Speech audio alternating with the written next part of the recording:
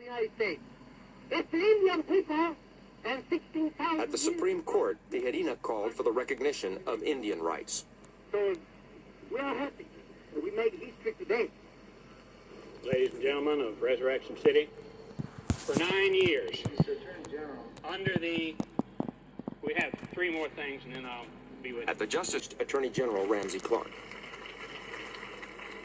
When you say there might be discrimination in housing, then that means that you are either naive or blind. first is the Supreme Court of the United States. It's the Indian people and 16,000. At the Supreme Court, Tijerina called for the recognition of Indian rights. So we are happy that we made history today. Ladies and gentlemen of Resurrection City, for 9 years, Mr. Attorney General, under the, we have three more things and then I'll be with you. At the Justice Department, Corky Gonzales grew impatient with administration rhetoric. our demands to you. Gonzales challenged Attorney General Ramsey Clark.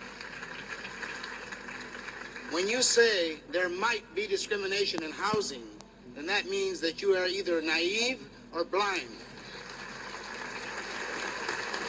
I didn't hear you say anything about the juvenile court, kangaroo court, that subjects our children to controls by people who don't care any more about them than except to advise them to go into the U.S. Army or the Navy or Marines. Corky Gonzales was emerging as the leading Chicano voice. Personality-wise, Corky understood the workings of the politics. He was skilled in that. Reyes was so single-minded around his issues that I think it was difficult for him to swim in that atmosphere. Reyes was not an organizer. He was a leader. Corky was a person who could both organize and lead.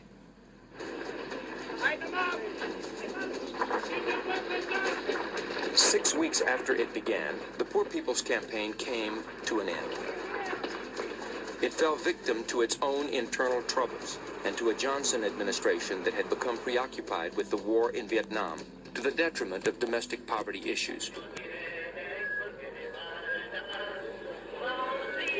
The civil rights were discussed, you started seeing that the Mexican-American community was mentioned, if not included.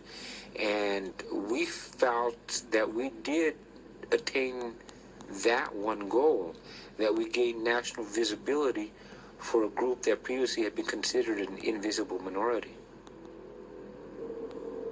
Soon after returning to New Mexico, Reyes Tijerina began a 2-year prison sentence for his role in the takeover of the Carson National Forest. Because there is nothing but racist. Let's face it. You have to understand that they thought that we couldn't march. In Denver, Corky Gonzales and other leaders announced it was time for Chicanos to meet independently and on their own terms. We came here to build the new Chicano movement. That's what we came here for. The first Chicano Youth Conference was to take place at Denver in March of 1969.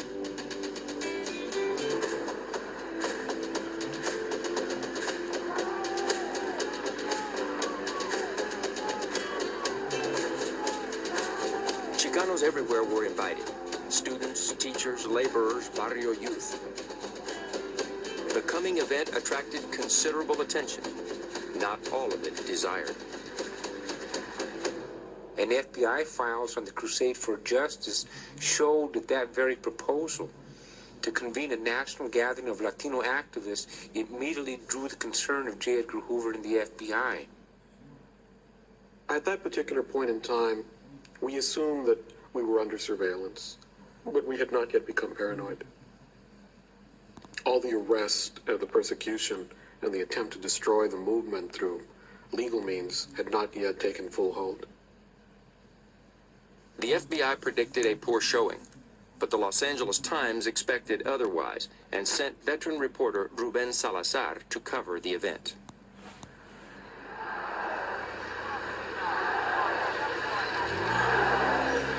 More than 1,000 came to the meeting, 3 times the Crusade's initial estimate.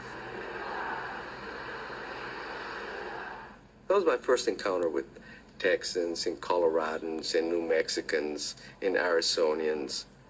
and they were all Mexicans. And then there were Mexicans from Chicago, New York, Kansas.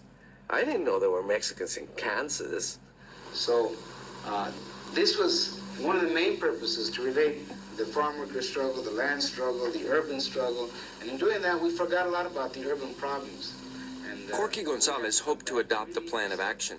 It would be a nationalist blueprint for self-determination, emphasizing separate Chicano institutions, community-controlled schools,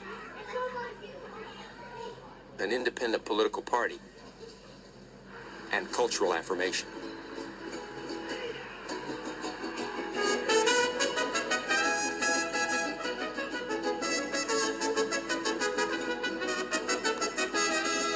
Every single session would be opened with a poem or with a song. There were dance, there was theater. It was rich, it was stimulating, it was alive and vibrant. The building was just pulsating with energy and music and chants and the excitement of all these young people together. It was very positive. The thing I remember most, however, is this workshop, a women's workshop, where, I guess maybe there's 50, 70 women together, Chicanas. The women began questioning their roles in the Chicano movement. There was sort of some thinking among some of the leadership that women belonged behind the men, walking behind the men, and their total role was to do nothing but support the men. And there were others who said, hell no. You know, we're the ones who keep it together. We keep it together in our community, we keep it together in our homes, and we're not walking behind nobody. On the one hand, women were doing the work. They were often in leadership. They had a lot of the ideas, and at the same time, they were often consistently expected to make the food and to do typing, clerical kinds of work. This debate took the male organizers of the conference by surprise. We didn't know what they were talking about nor why they felt that way.